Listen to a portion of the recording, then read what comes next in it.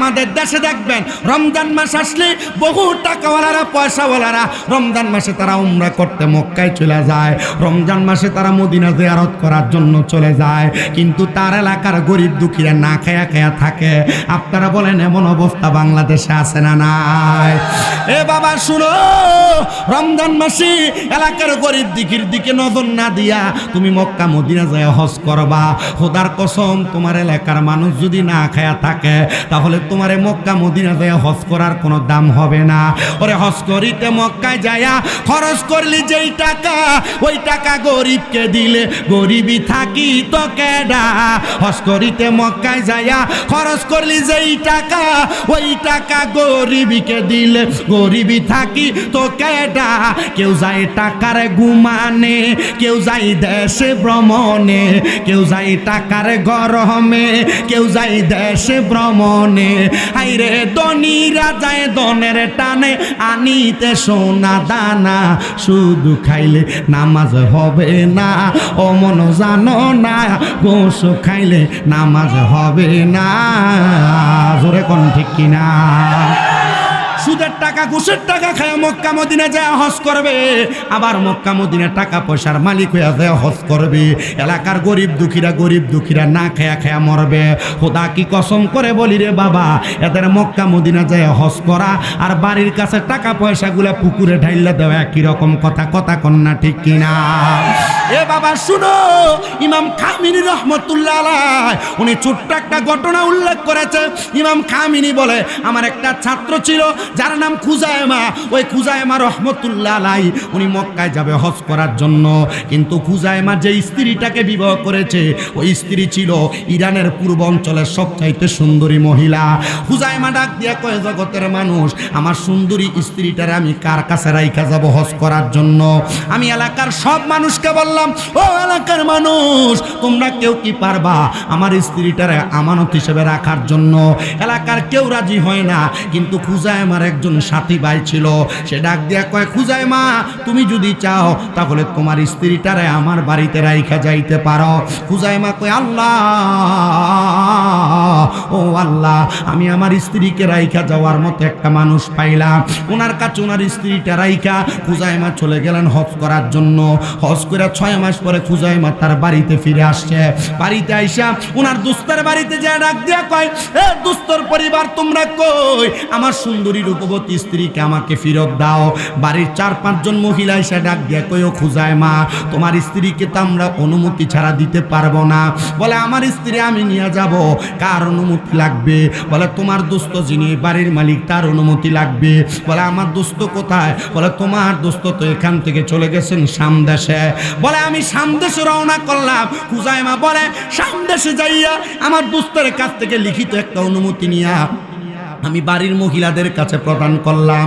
এ মহিলারা নাও নাও নাও, খুঁজায় আমার দোস্ত একটা চিঠি দিয়া দিছে, এই চিঠিটা দেখা তুমি আমার স্ত্রীকে আমাকে দিয়া দাও। এবার দোস্তর কাছ থেকে স্ত্রীটা যখন নিয়ে আসলেন, ডাক দিয়া কয়, আমার দোস্ত 6 মাসের জন্য কোথায় গেল? আমি এনে গেলাম হজ করার জন্য। দোস্ত ডাক দিয়া কয়, বন্ধুরে, আমি অন্য কোনো কোথাও যাই নাই। আমি তোমার স্ত্রীকে যখন আমার ঘরে প্রবেশ করাইছি, তখন আমি আমার ঘরের মধ্যে প্রবেশ করা আমার জন্য হারাম হয়ে গেছে। কারণ তোমার স্ত্রী দুনিয়ার সবচাইতে সুন্দর। ওই স্ত্রী যদি আমার ঘরের মধ্যে থাকে আর আমার ঘরের মহিলারা যদি ঘুমায়া যায়, আমার মনে যদি শয়তান কুমন্ত্রণা দেয় এই সুন্দরী মহিলাটার সঙ্গে মেলামেশা করার জন্য, এজন্য আমি আমার ঘরটা ছাইরা 6 মাসের জন্য চইলা গেছি। নাও তোমার স্ত্রী, তোমার আমানত তোমারে বুঝাইয়া দিলাম। আমার ঘরের মহিলারা তোমার স্ত্রীকে সুন্দর করে আদর যত্ন করেছে। ও বন্ধু, তুমি তোমার স্ত্রীকে বুঝা পাইছো? বলে, হ্যাঁ পাইছি। এবারে ডাক দিয়া কয়, এ দুনিয়ার মানুষ, আমি আমার দুনিয়ার টাকা পয়সা ধন সম্পদ বাড়ি গাড়ি সব রাইখা গেলাম। আমার বাড়ি গাড়িগুলা দুনিয়ার মানুষ আত্মসাৎ করার চেষ্টা করেছে, কিন্তু আমার স্ত্রীকে যে বন্ধুর কাছে রেখে গেলাম, আমার বন্ধু আমার স্ত্রীকে আত্মসাৎ করবে দূরের কথা, তার চেহারার দিকেও ফিরে তাকায় নাই। আমি বললাম, এ দোস্ত গো, আমার স্ত্রীকে আমাকে ফেরত দেওয়ার কারণে আমি আমার পুরা রাজপ্রাসাদ সম্পদ আমি তোমারে দিয়া দিলাম। বলে, কেন কেন এত সম্পদ আমার আমারে দিলা? বলে একমাত্র আমার স্ত্রীকে 6 মাস তুমি হেফাজতে রাখার কারণে। দোস্ত ডাক দিয়ে কয়, এ খুজাইমা, আমি এত সম্পদ নিতে পারবো না। বলে কেন রে, কেন নিতে পারবা না? বলে আমার যত সম্পদ হবে এই সম্পদের হিসাব তো আমি খোদার কাছে দেওয়া লাগবো। আপনারা কোন খোসবাসের বাবারা, খোসবাস দরগার বাবারা, আপনারা বলেন দুনিয়াতে 2 তলা 3 তলা 4 তলা 5 তলা বিল্ডিং এর মালিক, 1 কানি 2 কানি 3 কানি সম্পদের মালিক, আর অল্প একটু সম্পদের মালিক। আপনারা কোন 2 রকমের মানুষের হিসাব কি এক রকম না 2 রকম? রমজানের রোজা এটা সংযমের মাস, বলেন না কিসের মাস? আসতে বলছে কিসের মাস? সংযম মানে কি? সংযম মানে হলো দুনিয়ার খারাপ কর্মকাণ্ড থেকে নিজেকে গুটায়া ফেলা। সংযম মানে দুনিয়ার খারাপ কাজ থেকে নিজেকে গুটায়া ফেলা, পানাহার থেকে নিজেকে গুটায়া ফেলা, আহার করা খাবার খাওয়া থেকে নিজেকে গুটায়া ফেলা। এটা না, স্ত্রী মেলামেশা থেকে নিজেকে গুটায়া ফেলা, দিনের বেলা পানাহার আহার করা, স্ত্রী মেলামেশা এগুলা থেকে দূরে থাকা, এটাকে সংযম বলে। শুধু সংযম এটা না, গুনার কাজকে পরিত্যাগ করে নিজেকে গুনাহ থেকে গুটায়া ইবাদতের দিকে মনোনিবেশ করা, এটা একটা সংযম। এটার নাম কি? সংযম। আর এই সংযম যারা করতে পারে আল্লাহ তাআলা তাদেরকে জান্নাত প্রদান করেন। সুবহানাল্লাহ পড়েন। সংযম যারা করতে পারে আল্লাহ তাআলা তাদেরকে দুনিয়াতে কামিয়াবি দান করে। সংযম যারা করতে পারে আল্লাহ তাআলা তাদেরকে দুনিয়ার আগুন থেকে, পানি থেকে দূরে রাখে। সংযম যারা করতে পারে আল্লাহ তাআলা তাদেরকে দুনিয়া বিমুখ বানায় না, আল্লাহর বিমুখ বানায়। আর আল্লাহর বিমুখ যারা হয়ে যায় আল্লাহ তাআলা তাদেরকে সরাসরি আল্লাহর গায়েবী খাজিনা থেকে আল্লাহর রহমত দান করে, আল্লাহ সম্পদ দান করে, আল্লাহ সন্তান দান করে, আল্লাহ টাকা পয়সা দান করে, ইজ্জত দান করে। আমি আমার পর্দার অন্তরালে যে মা বোনেরা আছে, আমার এখানে খোসবাস কাদিরিয়া গাউসিয়া দরগা শরীফের যেই আশিকিন জাকিরিনরা, বিভিন্ন দরবারের ভক্তবিন্দুরা, আপনারা যারা এসেছেন, আপনাদের উদ্দেশ্যে আমি ছোট্ট একটা আলোচনা টানতেছি, আপনারা একটু মনোযোগ দিয়ে শোনার চেষ্টা করবেন। আল্লাহ আমাকে বলার, আপনাদেরকে শোনার তৌফিক দান করেন। সবাই পড়েন আমিন। আমার প্রিয় মুসলমানেরা, সাফাবি সাম্রাজ্যের একজন বড় বাদশা, যেই বাদশার অধিক পরিমাণ সম্পদ থাকার কারণে সাফাবি সাম্রাজ্যের বাদশা বলেন, আমার সুন্দরী কন্যাটাকে আমি বিবাহ দেওয়ার জন্য অনেক খোঁজ করলাম, অনেক তালাশ করতে চেষ্টা করলাম, কিন্তু আমি আমার কন্যাটাকে বিবাহ দেওয়ার জন্য হাজার চেষ্টা করার পরে আমি আমার কন্যাটারে বিবাহ দিতে পারি নাই।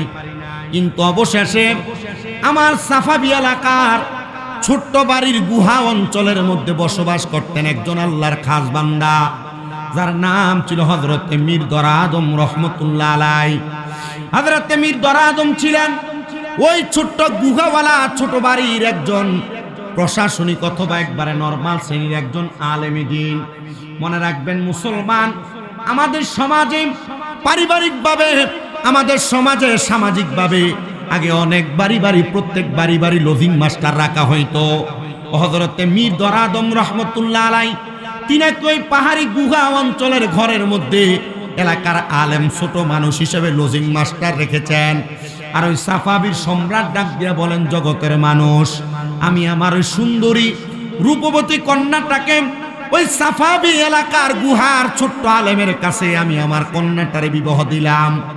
এবার ওই ছোট্ট আলেম মীর দরা আদম রহমতুল্লাহ আলাইহি উনি বলেন, আমি যখন সাফাবি সম্রাটের সুন্দর কন্যাটাকে বিবাহ করলাম, আমার এলাকার সব মানুষ প্রশ্ন করে, ওগো মীর দরা আদম, আপনি যে সাফাবি সম্রাটের সুন্দর কন্যাটাকে বিবাহ করলেন, এমন কোন ক্ষমতার কারণে, এমন কোন পাওয়ারের কারণে, এমন কোন ইজ্জতের কারণে আপনি সম্রাটের সুন্দর রূপসী মেয়েটাকে বিবাহ করতে পারলেন?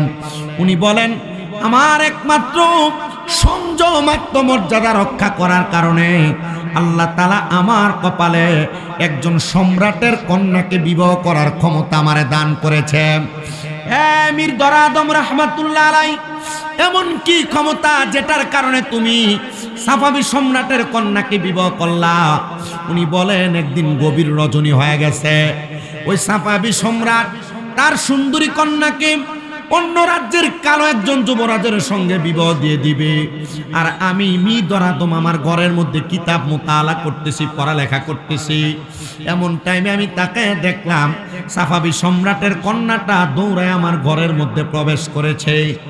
আমার ঘরে যখন প্রবেশ করলাম, আমি আমার ঘরের আগুনের মশালের দিকে একবার তাকাই, আর সাফাবী সম্রাটের কন্যার চেহারার দিকে একবার তাকাই। আমি কম্পেয়ার করে দেখলাম সাফাবী সম্রাটের কন্যার চেহারা এত সুন্দর, এত নুরানি, আমার ঘরের মশালের আলো তার চেহারার সৌন্দর্যের কাছে একবারে বৃথা। আমি যখন আমার ঘরে মেয়েটাকে দেখলাম, আমি বললাম, এ সাফাবী সম্রাটের কন্যা, তুমি যে আমার ঘরের মধ্যে এমন ভাবে আগমন করলা, তুমি একজন রূপবতী সুন্দরী মহিলা, তুমি আমার ঘরে প্রবেশ করার কারণে মানুষ আমার মিথ্যা অপবাদ দিবে, মানুষ আমার জানাখুর বলবে, মানুষ আমার নারীর সাথে অবৈধ সম্পর্কে মেলামেশা করনেওয়ালা বলবে। যাও যাও যাও, তুমি বের হয়ে যাও। এবার ওই সাফাবী সম্রাটের মেয়ে আমার একটা হাদিস শোনায়, লা ইয়ারহামুল্লাহু মান লা ইয়ারহামুন নাস। মির্দর আদম, আপনি এলাকার একজন বুজুর্গ চাক্ষুষ আলেম, আপনি কি হাদিসের আমল করবেন না? আল্লাহর নবীরা বলেছেন, যেই ব্যক্তি মানুষের প্রতি দয়া করে না, আমার আল্লাহ তাআলা তার প্রতি দয়া করে না। সাফাবী সম্রাটের মেয়ে এই কথা বলার সাথে সাথে মির্দর আদম ডাক দিয়া বলে, হ্যাঁ মহিলা, তাহলে তুমি আমার ঘরের মধ্যে অবস্থান করো। মেয়েটা ঘরে অবস্থান করে, কিন্তু এত সুন্দরী নারী একটা ঘরের মধ্যে গভীর রজনীতে একটা যুবকের সঙ্গে যদি অবস্থান করে, তার নজর বাজে ভাবে, খারাপ ভাবে মেয়েটার দিকে পড়বে, এটাই স্বাভাবিক কথা। মির্দর আদম বলেন, জগতের মানুষ, আমার চেহারা, আমার নজর যখন ওই মহিলাটার, ওই মেয়েটার দিকে পড়ল, আমি দেখলাম আমার নফস আমাকে ধোঁকা দেওয়ার চেষ্টা করতেছে। আমার নফস আমারে বলতেছে, এ মির্দর আদম, তুমি কন্যাটা শরীর স্পর্শ করো, তুমি যদি তাকে স্পর্শ করতে পারো তাহলে তার সঙ্গে তুমি মেলামেশা করতে পারবা। আমি মির্দর আদম চিন্তা করতেছি, আমি যদি ওই মেয়েটার সাথে মেলামেশা করি, আমার জেনা হবে, আমার গুনাহ হবে। মির্দর আদম বলে, আমার মন, আমার নফস আমারে বারবার বলে মেয়েটার সঙ্গে আমি অবৈধভাবে মেলামেশা করার জন্য, কিন্তু আমি মেয়েটার সঙ্গে অবৈধ মেলামেশা করতে যাই না। তৃতীয়বার আমার মন আমারে বলে ওই মেয়েটার সঙ্গে মেলামেশা করার জন্য, কিন্তু আমি আবার আমার অন্তরটাকে বাধা প্রদান করতেছি। এই অন্তর, তুমি তোমার নিজেকে একটু গুটিয়ে ফেলো, তুমি গুনার দিকে তোমার কদমটারে বাড়াইয়া দিও না। এমন টাইমে আমার অন্তরকে যখন শয়তান ধোঁকা দিতে লাগতেছে, আমি তাড়াতাড়ি আমার ঘাট থেকে আমার রুমালটা নিয়ে আমি আমার ঘরের মধ্যে বিছিয়ে ফেললাম। মেয়েটা আমার পেছনে, আমি 2 রাকাত নামাজের নিয়ত করলাম।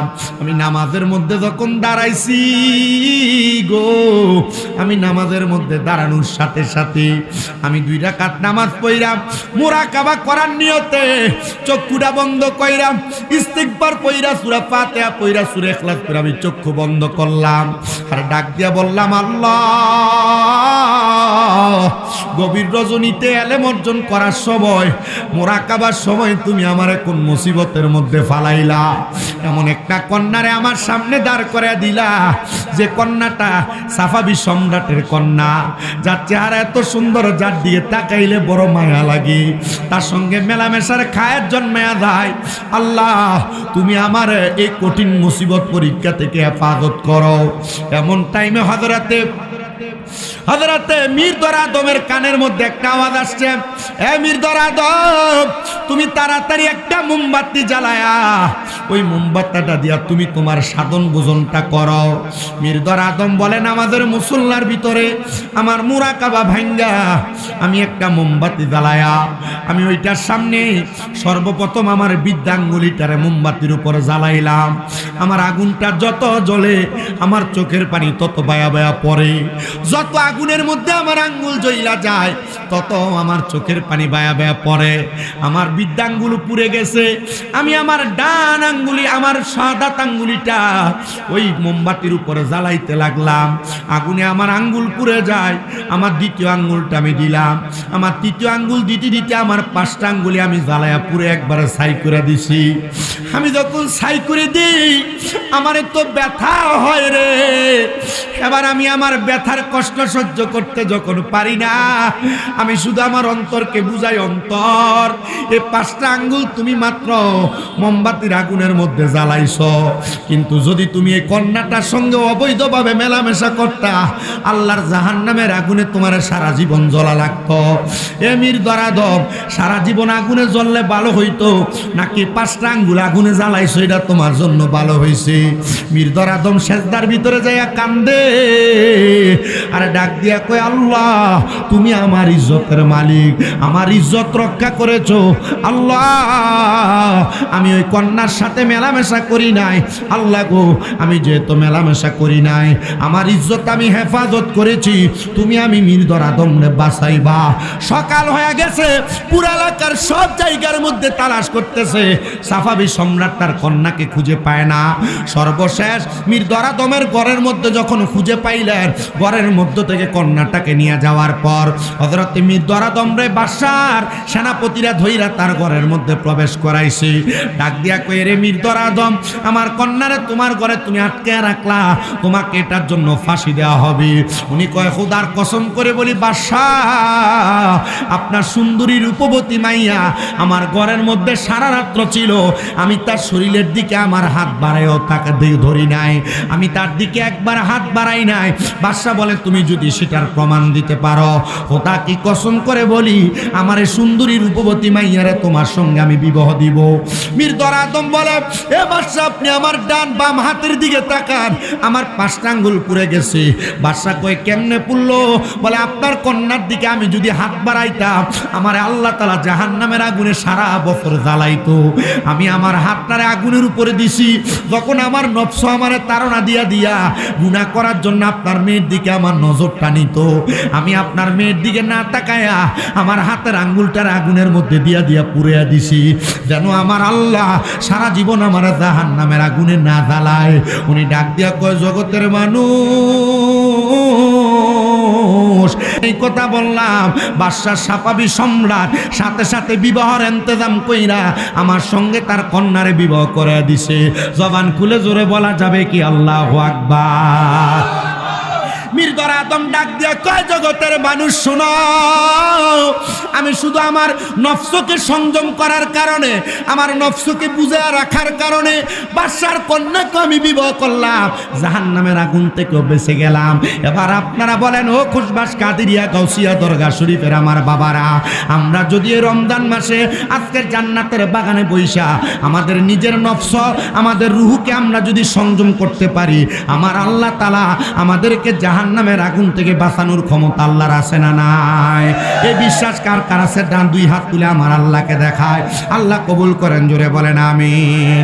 জাহান্নামের আগুন মাবুদ সইতে পারবো না, জাহান্নামের আযাব মাবুদ সইতে পারবো না,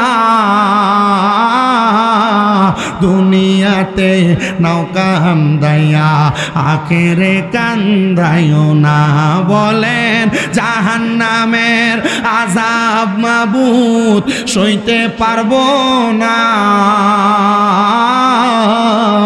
দুনিয়াতে নৌকা কান্দাইয়া আখেরে কান্দাইও না, জাহান্নামের আযাব যদি দেখি তো এই জগৎ জুড়ি, বলে জাহান্নামের আযাব দেখি তো এই জগৎ জুড়ি, পালাইত সকল মানুষ, পালাইত সকল মানুষ, বাড়ি ঘরে রইত না,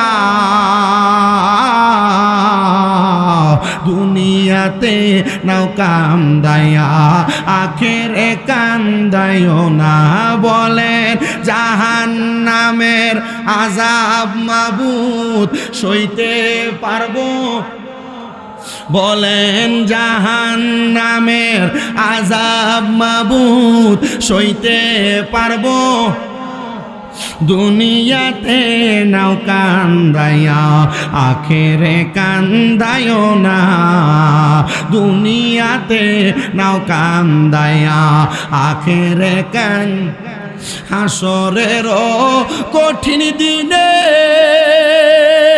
বিচার মাওলার সামনে বলো, হাসরেরও কঠিন দিনে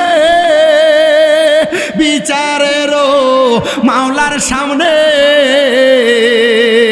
কি দেখাইবা পুঁজি তোমার নাই তো কিছু আর, বলেন কি দেখাইবা পুঁজি তোমার লাখ লাখ নাই, দুনিয়াতে নাও কান্দাইয়া আখেরে কান্দায়ও না, বলেন জাহান্নামের আযাব সইতে পারবো না, দুনিয়াতে নাও কান্দাইয়া আখেরে কান্দায়ও না।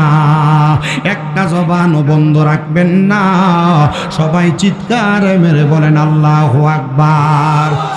বাদশা সাফাবি ডাক দিয়া কয়, ও মীর দরাদম, তোমার কাছে জানতে চাই তুমি কেন জাহান্নামের আগুনকে এত ভয় করো? মীর দরাদম ডাক দিয়া কয়, ও বাদশা সাফাবি, আমি কেন জাহান্নামের আগুন রে ভয় করি জানেননি? বলে কেন তুমি জাহান্নামের আগুন রে ভয় করো? ডাক দিয়া কয়, বাদশা গো, আপনি তো জানেন একটা মানুষ যখন মারা যায়, মারা যাওয়ার সময় মানুষটা সাকরাতুল মাউতের বিছানার মধ্যে বড় ছটফট কইরা কইরা কাতরায়, মানুষ পানি পায় না, মানুষ কবরের আযাবের কথা স্মরণ কইরা কইরা কাতরায়, আজরাইল তাদের রূহটা বড় কষ্ট দিয়া দিয়া নিয়ে যায়। ও বাদশা গো, মানুষ যখন এমন ভাবে কাতরায়, মানুষ কত কেন এমন ভাবে কাতরায় জানেননি? মানুষ চিন্তা করে তার কবরটা কেমন হবে, মানুষ চিন্তা করবে তার হাসরটা কেমন হবে, মানুষ চিন্তা করে তার ফুলসেরাতটা কেমন হবে। বাদশা সাফাবি ডাক দিয়া কয়, মীর দরাদম, তুমি তাহলে কবরের ব্যাপারে কি চিন্তা করলা? মীর দরাদম ডাক দিয়া কয়, আমি চিন্তা করেছি কবরে যখন আমি যাব, আমি আমার আল্লাহর কাঠগড়ার মধ্যে যখন প্রশ্নের শিকার হয়ে যাব, আমার যখন প্রশ্ন করবে মান রাব্বুকা ওয়া মান দীনুকা ওয়া মান নাবিয়ুকা, আমি কোনো জবাব দিতে পারবো কিনা এটা নিয়ে আমি সব সময় আফসোস করি। আমি আবার চিন্তা করি কবর থেকে আমার যখন হাসরের ময়দানে নিব। বাদশা সাফাবি, ওই হাসরের ময়দানটা বড় ভয়ঙ্কর জায়গা। হাসরের ময়দানে নামাজিরাও যাবে, হাসরের ময়দানে রোজাদাররাও যাবে, হাসরের ময়দানে বেরোজদার যাবে, হাসরের ময়দানে রোজাদার যাবে, নামাজি বেনামাজি সবাই হাসরের ময়দানে যাবে। আপনি কি জানেন হাসরের ময়দানটা কেমন কঠিন হবে? বাদশা সাফাবি ডাক দিয়া কয়, মীর দরাদম, কেমন হবে তুমি একবার আমারে বলো না। উনি বলেন, হাসরের ময়দানে মা সন্তান ছেলে মেয়ে সবাই উলঙ্গ অবস্থায়, কোনো জামা থাকবে না, কোনো কাপড় থাকবে না, সবাই হাসরের ময়দানে একবার উলঙ্গ অবস্থায় যাবে। হাসরের ময়দানটার নিচটা হবে একবারে তামার, আগুন ধাউ ধাউ করে একবার উত্তপ্ত গরম হবে। হাসরের ময়দানের মানুষের প্রত্যেকের মাথার 1 বিঘা উপরে সূর্য একটা না দুইটা না 12টা সূর্যের তাপ দিয়ে একটা মানুষকে শাস্তি দেওয়া হবে। শুধু তাই না, মানুষ যখন পানির জন্য হাহাকার করতে থাকবে, হাসরের ময়দানে ওই মানুষগুলার হাঁটু পর্যন্ত ঘাম থাকবে, অনেক মানুষের বুক পর্যন্ত থাকবে, অনেক মানুষ সাগরের মধ্যে সাঁতার কাটবে। এ বাদশা সম্রাট সাফাবি, আমি শুধু হাসরের ময়দানের এমন অবস্থার কথা চিন্তা করে করে কান্না করি। জানেননি এমন কষ্ট আমি কেমনে সহ্য করব আমি বলতে পারি না। দুনিয়ার মানুষ শোনো গো, ওই মীর দরাদম ডাক দিয়া কয়ে, জানেননি আমি যখন এই হাসরের ময়দানের কথা চিন্তা করি, আমি চিন্তা করি মানুষ যখন উলঙ্গ অবস্থায় যাবে, মা সন্তানকে চিনবে না, বাবা সন্তানকে চিনবে না, সন্তান মা বাপকে চিনবে না। হাসরের ময়দানে মানুষগুলা বড় হাহাকার করতে থাকবে। আল্লাহ, হাসরের ময়দানের পরে মানুষগুলারে কোন জায়গায় নিব? আমার আল্লাহ তাআলা হাসরের ময়দান থেকে মানুষগুলাকে ফুলসেরাতের পুল পার হওয়ার জন্য লাগিয়ে দিবে। ফুলসেরাতের পুলটা এত কঠিন হবে গো, একটা চুলের চাইতে চিকন তরবারির চাইতে দাঁড়ানো হবে। মানুষগুলা তার পাটা যখন ফুলসেরাতে রাখবে, গুনাহগার হওয়ার কারণে, বেআমল বেনসিব হওয়ার কারণে, বেরোজগার হওয়ার কারণে ওই বান্দাটা ফুলসেরাতের উপরে পাটা রাখার সাথে সাথে বান্দাটা ফুলসেরাতের মধ্যে ফুলসেরাত থেকে কাইতে হাবিয়া নামক জাহান্নামে পড়ে থাকবে।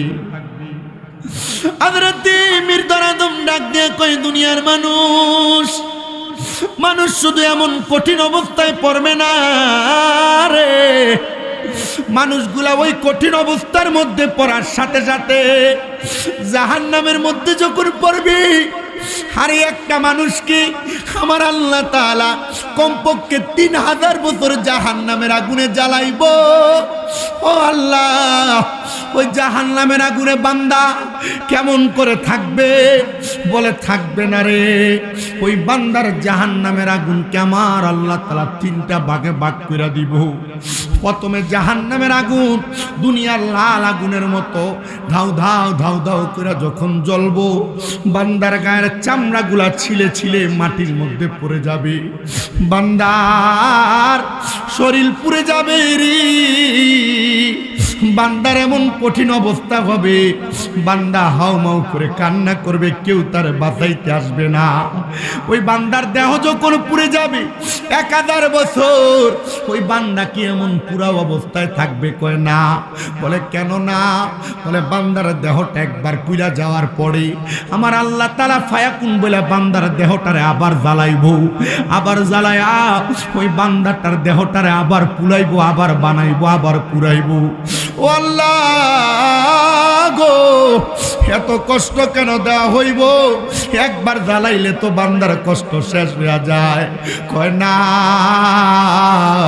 বান্দা একবার গুনাহ করো নাই, বান্দা রমজান মাস তোমার আইসা ছায়া দিছে, রমজান মাসে মসজিদে হাইয়া আলাস সালাহ বলে তোমার ডাকছে, তুমি বান্দা মসজিদে যাও নাই, রমজানে রোজা গুলা রাখো নাই, দোকানে পর্দার তলে দাঁড়িয়ে দাঁড়িয়ে খাইছ, এ বান্দা ঘরে আড়ালে দরজা লাগিয়ে লাগিয়ে খাইছ, রমজান মাসে তোমার গুনাহ বন্ধ হয় নাই, মোবাইলের মাধ্যমে অশ্লীল কর্মকাণ্ডগুলা করেছো, এ বান্দা এবার জাহান্নামের আগুনে তোমার কঠিন যন্ত্রণাদায়ক শাস্তি দেওয়া হবে। ইয়া রাসূলুল্লাহ, নবী গো, এমন কঠিন কষ্ট তো আমরা সহ্য করতে পারবো না। বলে তাইলে তোমরা জান্নাত আর জাহান্নামের পার্থক্য বুঝো। আল্লাহ তো কোরআনে বলে, লা ইয়াস্তাউই আসহাবুন নারি ওয়া আসহাবুল জান্নাহ, যারা জান্নাতি আর যারা জাহান্নামী তারা একরকম নয়। আসহাবুল জান্নাতি হুমুল ফাইজুন, যারা জান্নাতি তারা হলো সফল কাম। আল্লাহ গো, ওই জাহান্নামের আগুনে বান্দারে শুধু জ্বালানো হবে? কয় না না না, ওই জাহান্নামের আগুন 1000 বছর পূর্ণ হওয়ার পর আগুনটারে আমার আল্লাহ তাআলা সাদা দোয়াযুক্ত আগুন বানিয়ে দিব। ওই আগুনের মধ্যে বান্দা আরো 1000 বছর জ্বলব। বান্দার আগুনের রং যখন 2000 বছর শেষ হয়ে যাবে, বান্দার আরো 1000 বছর কালো ধোঁয়াযুক্ত আগুন বানায়া বান্দার ওই আগুনের মধ্যে বান্দারে ধাউ ধাউ করে জ্বালানো হবে। নবীজি গো, আপনার কাছে জানতে চাই, এই কঠিন কষ্ট কি আপনার উম্মত সহ্য করতে পারবে? আমার নবী কই, উম্মত, যদি তুমি তোমার নিজের নফসকে হেফাজত করো, আমি তরিকতের যত নফস, তরিকতের যত ইবাদতের কথা বললাম, আমি পড়তে পড়তে দেখলাম তারা তরিকত গ্রহণ করে, এরা যদি তাদের নফসটারে হেফাজত করতে পারে তাহলে তারা দুনিয়া আখিরাতে কামিয়াব হয়ে যায়। ও তরিকতের পাগলেরা, খুশবাস দরবারের ভক্তরা, আমি সবার কাছে আবদার জানাই, আগে নিজের নফসটারে হেফাজত করো, দেখবা তোমার দিন দুনিয়া সব হাসিল হয়ে যাবে, দেখবা তোমার দিন দুনিয়া সব কামিয়াব হয়ে যাবে। কারণ নফস হেফাজত করতে পারলে গুনাহ করতে মন চাইবে না। ওরে তরিকতের আমল করে কত বাই গেল উপরে গো, আমায় রাইখো শুনো জরে মুর্শিদ আমারা মল নাই, বলো আমায় রাইখো শুনো জরে মুর্শিদ আমারা মল নাই, খুশবাসী চান হয় না যে বদনাম, মুর্শিদ চান হয় না যে বদনাম বলো আল্লাহ রাসূল পাইতে আমি বায়াত হইলাম বলেন আল্লাহ রাসূল পাই বায়াত হইলাম মুর্শিদ চার হয় না যে বদনাম শামসুল চার হয় না যে বদনাম আরে তুমি যেদিন যাবে চলে আমাকে রাইখো সাথেতে গো মুর্শিদ তুমি যেদিন যাবে চলে আমাকে রাইখো সঙ্গে তে গো আমায় রাইখো শুনো জরে বাজানা মারা মল নাই বলে না আমায় রাইখো শুনো জরে বাজানা মারা মল নাই আরে ফিনচান হয় না যে বদনাম মুর্শিদ চান হয় না যে বদনাম বলেন আল্লাহ রাসূল পাইতে আমি বায়াত হইলাম বলেন আল্লাহ রাসূল পাইতে আমি বায়াত হইলাম মুর্শিদ চান হয় না যে বদনাম মুর্শিদ চান আমার মুসলমানেরা শুনো অন্তরের কান লাগে শুনো আরেকটা কারগুজারি শোনায় আমাদের দেশে দেখবেন রমজান মাস আসলে বহু টাকাওয়ালারা পয়সাওয়ালারা রমজান মাসে তারা উমরা করতে মক্কায় চলে যায় রমজান মাসে তারা মদিনা জিয়ারত করার জন্য চলে যায় কিন্তু তার এলাকার গরিব দুঃখীরা না খেয়া খেয়া থাকে আপনারা বলেন এমন অবস্থা বাংলাদেশে আছে না নাই এ বাবা শুনো রমজান মাসে এলাকার গরিব দুঃখীর দিকে নজর না দিয়া তুমি মক্কা মদিনা যায় হজ করবা খোদার কসম তোমার এলাকার মানুষ যদি না খায়া থাকে তাহলে তোমার মক্কা মদিনা যায় হজ করার কোনো দাম হবে না ওরে হজ করিতে মক্কায় যায়া খরচ করলি যেই টাকা ওই টাকা গরিবকে দিলে গরিবই থাকি তো কেডা হজ করিতে মক্কায় যায়া খরচ করলি যেই টাকা ওই টাকা গরিবকে দিলে গরিবই থাকি তো কেডা কেউ যায় টাকার গুমানে কেউ যাই দেশে ভ্রমণে কেউ যাই টাকার গরমে কেউ যাই দেশে ভ্রমণে হাইরে ধনীরা যায় ধনের টানে আনিতে সোনা দানা শুধু খাইলে নামাজ হবে না ও মন জানো না গোশ খাইলে নামাজ হবে না জোরে কোন ঠিক কিনা সুদের টাকা ঘুষের টাকা খায় মক্কা মদিনা যায় হজ করবে আবার মক্কা মদিনা টাকা পয়সার মালিক হয়ে যায় হজ করবে এলাকার গরিব দুঃখীরা না খেয়া খেয়া মরবে খোদা কি কসম করে বলি রে বাবা এদের মক্কা মদিনা যায় হজ করা আর বাড়ির কাছে টাকা পয়সাগুলা পুকুরে ঢাইলে দেওয়া একই রকম কথা কন্যা ঠিক কিনা এ বাবা শুনো ইমাম খামিনি রহমতুল্লাহ আলাইহি উনি ছোট্ট একটা ঘটনা উল্লেখ করেছে ইমাম খামিনি বলে আমার একটা ছাত্র ছিল যার নাম খুজায়মা ওই খুজায়মা রহমতুল্লাহ আলাইহি উনি মক্কায় যাবে হজ করার জন্য কিন্তু খুজায়মা যে স্ত্রীটাকে বিবাহ করেছে ওই স্ত্রী ছিল ইরানের পূর্ব অঞ্চলের সবচাইতে সুন্দরী মহিলা খুজায়মা ডাক দিয়া কয় জগতের মানুষ আমার সুন্দরী স্ত্রীটারে আমি কার কাছে রাইখা যাব হজ করার জন্য আমি এলাকার সব মানুষকে বললাম ও এলাকার মানুষ তোমরা কেউ কি পারবা আমার স্ত্রীটারে আমানত হিসেবে রাখার জন্য এলাকার কেউ রাজি হয় না কিন্তু খুজায়মার একজন সাথী ভাই ছিল সে ডাক দিয়া কয় খুজায়মা তুমি যদি চাও তাহলে তোমার স্ত্রীটারে আমার বাড়িতে রাইখা যাইতে পারো খুজায়মা কয় আল্লাহ ও আল্লাহ আমি আমার স্ত্রীকে রাইখা যাওয়ার মতো একটা মানুষ পাইলাম ওনার কাছে ওনার স্ত্রীটা রাইখা খুজায়মা চলে গেলেন হজ করার জন্য হজ করে 6 মাস পরে খুজায়মা তার বাড়িতে ফিরে আসছে বাড়িতে আইসা ওনার দোস্তের বাড়িতে যায় ডাক দিয়া কয় এ দোস্তর পরিবার তোমরা কই আমার সুন্দরী রূপবতী স্ত্রীকে আমাকে ফেরত দাও বাড়ির 4-5 জন মহিলা এসে ডাক দিয়া কয় ও খুজায়মা তোমার স্ত্রীকে তো আমরা অনুমতি ছাড়া দিতে পারবো না বলে আমার স্ত্রী আমি নিয়ে যাব কার অনুমতি লাগবে। বলে তোমার দোস্ত যিনি বাড়ির মালিক তার অনুমতি লাগবে। বলে আমার দোস্ত কোথায়? বলে তোমার দোস্ত তো এখান থেকে চলে গেছেন সামদেশে। বলে আমি সামদেশে রওনা করলাম। হুজাইমা বলে সামদেশে যাইয়া আমার দোস্তের কাছ থেকে লিখিত একটা অনুমতি নিয়া আমি বাড়ির মহিলাদের কাছে প্রদান করলাম। এ মহিলারা নাও নাও নাও খুঁজায় আমার দোস্ত একটা চিঠি দিয়া দিছে, এই চিঠিটা দেখা তুমি আমার স্ত্রীকে আমাকে দিয়া দাও। এবার দোস্তর কাছ থেকে স্ত্রীটা যখন নিয়ে আসলেন, ডাক দিয়া কয় আমার দোস্ত 6 মাসের জন্য কোথায় গেল? আমি এনে গেলাম হজ করার জন্য। দোস্ত ডাক দিয়া কয় বন্ধুরে, আমি অন্য কোনো কোথাও যাই নাই। আমি তোমার স্ত্রীকে যখন আমার ঘরে প্রবেশ করাইছি, তখন আমি আমার ঘরের মধ্যে প্রবেশ করা আমার জন্য হারাম হয়ে গেছে। কারণ তোমার স্ত্রী দুনিয়ার সবচাইতে সুন্দর। ওই স্ত্রী যদি আমার ঘরের মধ্যে থাকে আর আমার ঘরের মহিলারা যদি ঘুমায় যায়, আমার মনে যদি শয়তান কুমন্ত্রণা দেয় এই সুন্দরী মহিলাটার সঙ্গে মেলামেশা করার জন্য, এজন্য আমি আমার ঘরটা ছাইরা 6 মাসের জন্য চইলা গেছি। নাও তোমার স্ত্রী তোমার আমানত তোমারে বুঝাইয়া দিলাম। আমার ঘরের মহিলারা তোমার স্ত্রীকে সুন্দর করে আদর যত্ন করেছে। ও বন্ধু, তুমি তোমার স্ত্রীকে বুঝা পাইছো? বলে হ্যাঁ পাইছি। এবারে ডাক দিয়া কয়, এ দুনিয়ার মানুষ, আমি আমার দুনিয়ার টাকা পয়সা ধন সম্পদ বাড়ি গাড়ি সব রাইখা গেলাম। আমার বাড়ি গাড়িগুলা দুনিয়ার মানুষ আত্মসাৎ করার চেষ্টা করেছে, কিন্তু আমার স্ত্রীকে যে বন্ধুর কাছে রেখে গেলাম, আমার বন্ধু আমার স্ত্রীকে আত্মসাৎ করবে দূরের কথা, তার চেহারার দিকেও ফিরে তাকায় নাই। আমি বললাম, এ দোস্ত গো, আমার স্ত্রীকে আমাকে ফেরত দেওয়ার কারণে আমি আমার পুরা রাজপ্রাসাদ সম্পদ আমি তোমারে দিয়া দিলাম। বলে কেন কেন এত সম্পদ আমার দিলা?